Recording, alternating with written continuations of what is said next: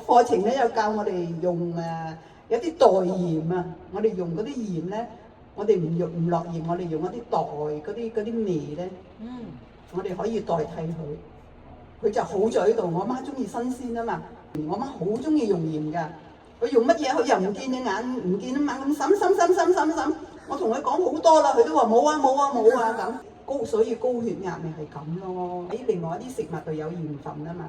咁因為我媽咪，因為佢就係咁樣俾鹽，我控制唔到佢，我咪攞個樽仔一個窿仔咁俾佢揈咁落去咯。後尾我要用個方法就係用個羹仔俾佢落。後尾我連鹽我連鹽我都唔落啦，就學咗個課程咧，就係嗰啲調味品全部轉晒。同埋阿劉老師咧就好有心思咁教我哋用。